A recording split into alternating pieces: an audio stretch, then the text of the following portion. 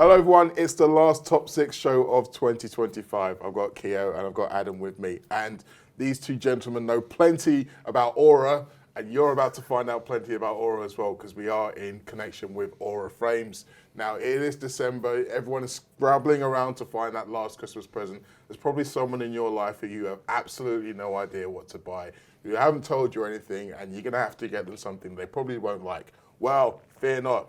You can get them this little beauty here. As you can see, it's running through all the great pictures that we've taken at the Anfield Wrap over the years, and you can do the same for this person. It's a great gift for anyone who has any kind of pictures on their phone, which is literally everybody. All you've got to do is download the Aura app to get started, upload photos and video, and keep adding them from everywhere at any time you want to. Even comes with a premium gift box. Now, if you go for the best-selling Carver matte frame, you can get £35 off using the Tour promo code at your checkout. So there you go, get to getting. Now I'm going to remove this before I break this wonderful piece of equipment, and I say I mean Adam. It's always a risk. Yes, always a risk. So let's talk football. We'll start with Arsenal, because they are, annoyingly, still at the top of the table. I would say all other 19 teams would like to be where Arsenal are now, top of both leagues, perfect in the Champions League. But even so, you've done the shows with me before this season where we talked about almost an inevitability of Arsenal having the title charge. Theirs to lose was a phrase that was thrown about quite a lot. And now suddenly, everyone's kind of on their backs. Yeah, and I guess when you... No team's ever been perfect in the history of the Premier League, right? No. So we're in the history of football. Like we've had unbeaten teams. Arsenal obviously went unbeaten, but no team's ever been perfect. So you're going to drop points. The interesting thing about Arsenal is that it genuinely did feel almost inevitable for them this season, and they've only lost twice. But somehow teams that have, like Aston Villa at the start of the season, couldn't buy a win. They were all over the show. City, everyone said, oh, they don't look their imperious best, they don't look what they were. But all of a sudden, both of them are in a position to possibly take over Arsenal this weekend. And I can't quite get my head around how that's happened, like what the maths is on that, where I'm like, but they've only lost twice. How are they all of a sudden in this? Because I don't even feel like they've drawn many either. No. I don't look at games and go, oh, Arsenal have drawn. Yeah, of course they have. Well, that was the Invincibles thing, wasn't it? Shitloads of draws. Like, they're such an odd football team, which is fitting because they've got an odd manager. He is very much the man for that team. It's almost like in the same vein that Arsenal needed Arsene. His name was the same. Yeah. They've got another one in Arteta. But Adam's right. It doesn't really feel like there's been a big meltdown that everyone's jumped on. I mean, but if you look at the numbers, match day 10, their lead over City was 6 points, 7 over Liverpool, 8 over Spurs and Chelsea, 10 over Aston Villa. And now just 6 games later, Villa are within 3 points and City are within 2 points. And I mean, if you're Arsenal, and let's face it, this is a fan base that's notoriously quite, how can I put it, jumpy. How do you deal with the fact that this has happened and you don't really feel like you've done anything wrong? Well, they haven't dealt with it in the past, and this is the time for them to deal with it. I think it was very, very early for people to be saying teams are running away with it. There hasn't been an actual meltdown, but Liverpool have had one. So I think part of the reason why everyone was assuming it was so wrapped up for Arsenal is because of the state of Liverpool were in, and because there was a gap between them and City as well. It's a difficult one to read because Arsenal are not playing fantastic football that they've played in recent years, but he's closed the gap with fine margins. He's closed the gap with throw-ins and set pieces and slowing the game down, and penalties. All these little margins that are, well, when you add them up, if Liverpool or Man City aren't on the best or don't have the best season, that's how he's seen pipping them to it. But they had a solid start. Liverpool and City never. Liverpool have been really, really poor. But it was October, November we're talking about. I mean, it's so early in the season. Yeah. And although they're favourites for it, I know there'll be Arsenal fans who are looking over the shoulder now, and you've got to be, because the City within a couple of points of you. It's frustrating from our point of view because I can give you so many times this season where Liverpool have not even just been really poor and lost games. I've actually could have come out the other side of it, even earlier on with like, you know, Palace and stuff like that. But even in recent weeks, the Sunderland game, which we just didn't turn up at, then the Ellen Roll goal at the end. If you put 10 points on the board, Liverpool will be in a conversation now after having, you know, a really, really difficult start. So Arsenal are the favourites, and rightly so, because they're up at the top. But if you watch them at the weekend against Wolves there, I mean, they've got very, very lucky again at the end, and you can get at them. And I've always said this, if you're within 6 points of them on New Year's Day, then you'll find yourself in a title race. Not just for Liverpool, that's for City and Villa and anyone that's behind them. That Wolves game was nuts. It felt like an Arsenal side who were in March and were in touching distance of the title, but were getting nervous about it. The fact that it took 2 own goals to beat not only the team at the bottom, but a team who hasn't won a game in the league at all yet. Not only this season, since April. That probably isn't the kind of performance that gives you confidence, but they did win the game. And at home, they do look like they're going to win every game. Can that be something that they can cling to? Yeah, obviously it can. Home form can give you a lot of points at the end of the day. You put plenty of points on the board, and they've already won, you know, numerous times away from home, so they've got points on the board that way. They're just such an odd team, and I think the reason that I don't want them to win the title really is because, for one, it's just easier if City win the title because you just got to go, well, you know, 130 charges, so of course you won the title. But two, I think, like, I just hate the way they play. Like, you know, everything on set pieces, making every set piece a drama, all about set pieces. And it's really funny that they love that set piece guy to the point that they've got a mural of him outside the ground. And yet they can't defend set pieces for love nor money. Every time they concede a goal, I'm like, I think that's probably going to be a set piece. And it normally is. They concede set pieces all the time. You're like, what's the fella doing? I know you scored them, but you could do with him getting to defend them as well. So, and look, you know I don't believe in jinxing things or anything like that, but with Liverpool about to play Wolves in the not too distant future, I ain't saying anything about how well Arsenal did or did not do against Wolves. But I do think I think Arsenal supporters, bought into that idea of it's a procession. And then now all of a sudden they're looking and going, well, it's not a procession because all these other teams are dead close to us. And so the nervousness, and that's going to feed through the team. They've lost a couple of defenders, and that's what the team has been built around, is the strength of their defence. Take a couple of those defenders out, and all of a sudden they don't look quite as strong at the back. And I think, so everyone's kind of going, this was supposed to be our title, actually. And, you know, there is a world where they finish third in a procession season because if Villa don't go away, like I think Villa will drop off. I think City will ultimately be the ones that stop them from winning the title. But I just think when it is fine. We've all been there. You know, like I grew up in the Julia era. It's fine to watch dour football from time to time if the results are on the board. Yeah. So it's fine to be putting everything on set pieces, putting everything on free kicks, putting everything on long throws, turning the Premier League into Tony Pulis era. Like, that's fine if you're winning. As soon as you're not, or things don't look quite as secure as they did, then all of a sudden, a group of supporters who grew up in the Arsene Wenger era of, you know, just constantly passing the ball around, you know, that beautiful football that Wenger used to get them to play, they're going to sit there and go, well, if we're not even going to win anything, and yet they might win the Champions League, they might win the Premier League, they are very much favourites at the moment for both of them, but there's also a world in which they don't win either of them, and everyone's going, so what do you do? What was it worth? What Arsenal fans will say is, though, I think they've played the majority of their toughest games away from home, and I've got them out the way. So, I mean, if I was an Arsenal fan sitting there 2 points clear, I'd be telling me mates to don't lose your heads. You know, this is the reason why we end up losing titles, because we worry too much about smaller fixtures. We've had our tough games. Liverpool have got to come the Emirates, City got to come the Emirates, all this kind of stuff. So they're still going to be favourites. It's just whether they can keep the bottle. I think Adam brought up the injuries there, and I think injuries have almost been something that's cut Arsenal down in each of the last 3 seasons. And you looked at the way that they went about it this summer, it almost felt like Arteta was adamant that wasn't going to happen again. Their squad depth, people were saying it was the best in the league and best the league has seen for quite some time.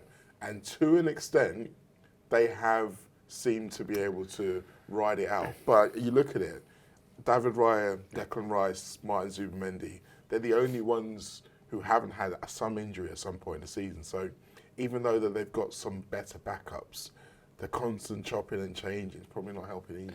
It's not helping, no, but it's something you've got to deal with. I'd be, again, if I put myself in an Arsenal fan's shoes, if the manager was sitting here now complaining that, you know, we've had injuries and that might be a reason why we can't win the title, I'd be absolutely fuming. I'd be absolutely fuming. I'd want some confidence and some backbone and say we've got the squad to do it.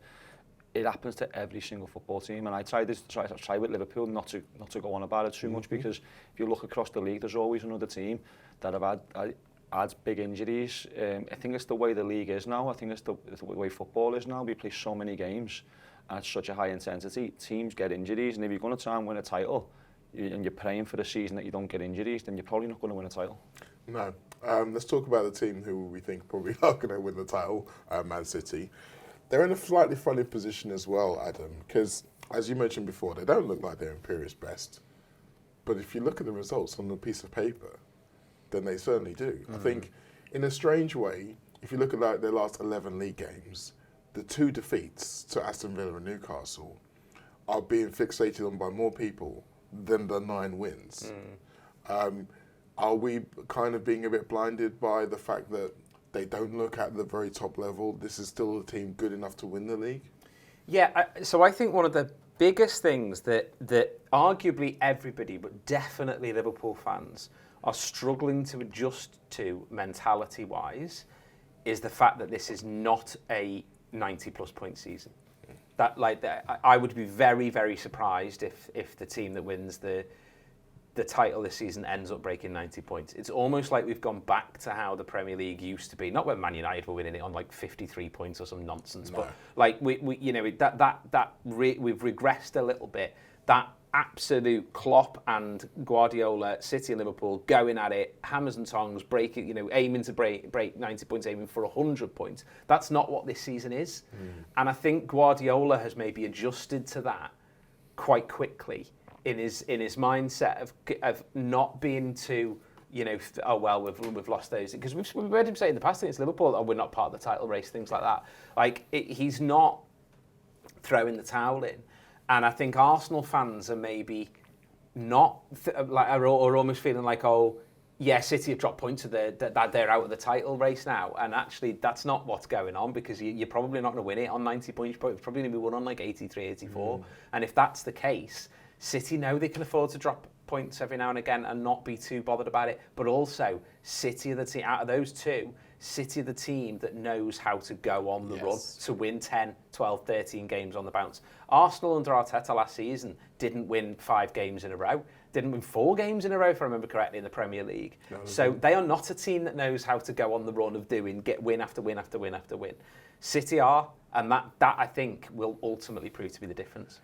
Every time I've seen Guardiola, and I've sat in front of him a couple of times this season, and he's been asked about the title race, he's almost not even wanting to answer the question, because he knows title race is not going to be decided before Christmas. It's after Christmas, that's when things really start to kick in.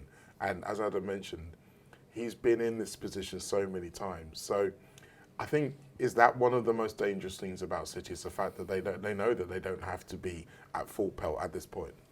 They don't have to be full pelt, but I just think he's pouring cold water on a little bit, because I think they're about 6 months away from where they need to be. I think at this point last year, City were about to go into meltdown and lost, how many games was it, out of 12? It was 9 out of 12. Yeah. So look at Liverpool recently and where we've been at, we're starting to come out of it now.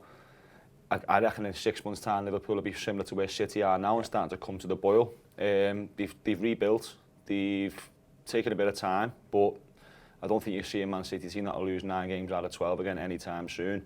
The trend line's pointing upwards and they're coming to the boil. And as I can see from the agenda there, players like Foden and stuff like that are looking really, really good. Doku, who was having questions asked about him. So, again, I still think Arsenal are the favourites, but if I was an Arsenal fan, I'd be looking over the shoulder at Man City thinking, shit, like these are coming to the boil a little bit here, and hopefully they don't go on that run, because I've seen Man City put 18 wins together before.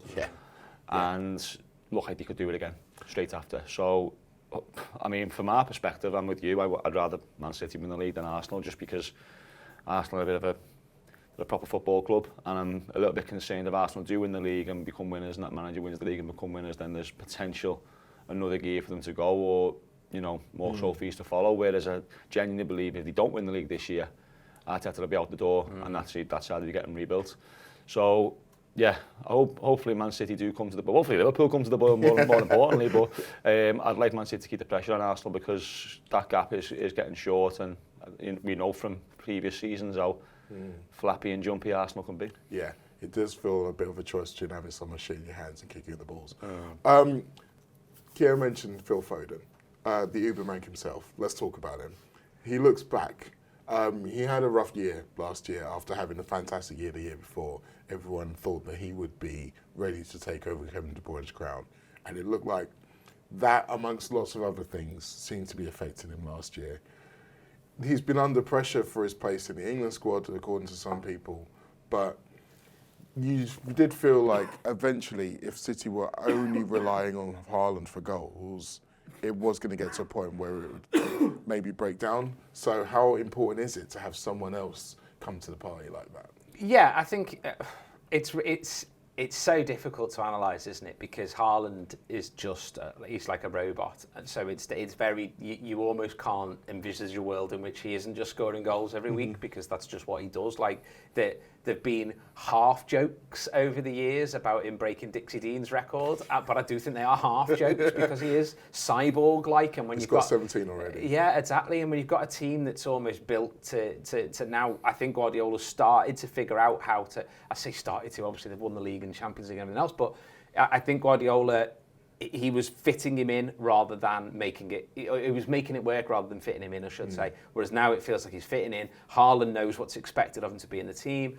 and now other players like Foden,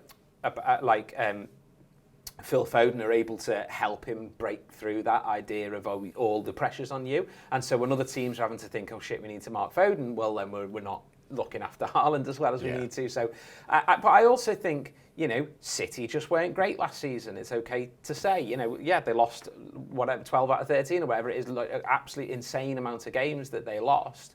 So it's not surprising that Foden didn't play very well, because no one was playing very well. Liverpool fans are having similar conversations this season about, Salah's not looking great because the whole Liverpool team hasn't looked very good. So Foden, I can never take him seriously because of how much of a distilled Mancunian he looks. Like he just looks like a child's drawing of a Mancunian. So I can't take him that seriously as a footballer.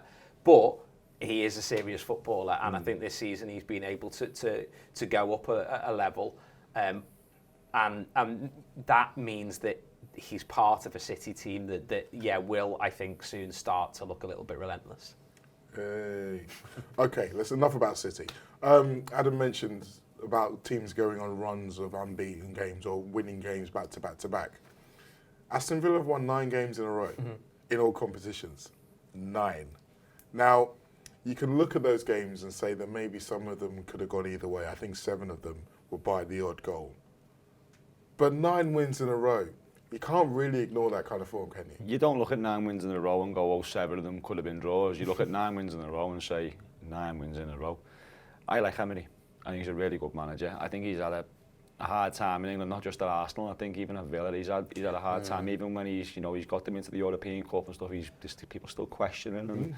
But he's put a real side together, and we had Joey Derso on last week, who was a Villa fan, and he was talking about the feeling inside the club at the minute, and it feels like something's happening. So if you're a Villa fan, I mean, you'd be a fool not to dream, wouldn't you? I mean, we all learn that anything can happen when Leicester won the title. Yeah. So if you're a Villa fan, you'd be sitting there going, we've got a better side than that. The teams above us are not that many points away. And if you aim for the stars and reach the sky and they end up back in the Champions League, it's another fantastic season for them. But yeah, they're a real outfit. Not only are the teams above them not that far away, they've already beaten both of them. And they've got Arsenal to come again in a couple of weeks. If they win that game, then all bets are off. Yeah, well, they are, yeah. I think that I don't think the underlying numbers are particularly great when you look at them. I don't think they're there as saying that they are playing as well as they seem to be playing, and that's always something. I know not everybody likes things like XG and all that sort of stuff, right? But ultimately, the underlying numbers are there because you can't run away from them. They tell a story and they will catch you up eventually. So Villa will be hoping that they can get those underlying numbers flipped the other way, because there's no reason why they can't. Just because they've been good so far doesn't mean they'll never be good. No. And Emery will be more than aware of them. I completely agree with Keo. I like Emery. I think he was really hard done by at Arsenal. I think he comes across as a really nice guy. And it's just that typical thing, because he speaks slightly weird. The English press are always going to jump all over him, and then supporters get followed, led by the nose on that front. But I think he's a good manager, and I think what he's doing at Villa is really solid. And whether they have been lucky to win those 9 games or not, they've won 9 games in a row. And the players aren't looking there going, we've been really lucky to win them. The players are going, we are brilliant. And you listen to Tom Fahey when he does the shows. He's absolutely he's loving it. He's really, really, feeling like really, really excited about what's to come this season. And that, I think, is a really solid sign of where the supporter base is at, because they're all looking and going, we've won 9 in a row. And he says, like Villa Park, they are unbeaten at Villa Park, and they feel unbeatable at Villa Park. It feels like a real fortress of a place to go. So it just doesn't take much. If as you say, they beat Arsenal, which I don't think they will, but if they did, then all of a sudden they're just absolutely flying, and they're in that really fortunate position where they don't need to take the European competition that seriously. They're still doing all right in it anyway, but it's not the Champions League, so they do get to kind of throw it, if for want of a better phrase. Or at least rotate. Exactly, rotate in a way that puts the strength in the Premier League matches rather than that. But it keeps the whole squad ticking over. Yeah. That's where things like the League Cup, don't get me wrong, I'm really glad we're out of it this season, but where the League Cup is good is it keeps your players ticking over, so that if you have to call on them, they're not coming in and going, well, I haven't played for weeks, so I don't know what I'm doing. And that's what they can use Europe for. Most of the players, anyway. See you soon, Harvey. Now, Adam mentioned Tom Fahey and you mentioned Joey, and those two have been able to see sustained success. They've had such a great time over the last 2 or 3 years. If you think about the Champions League campaign last season, they were almost in the Champions League again this season, but for that game in the last game of the season against Man United.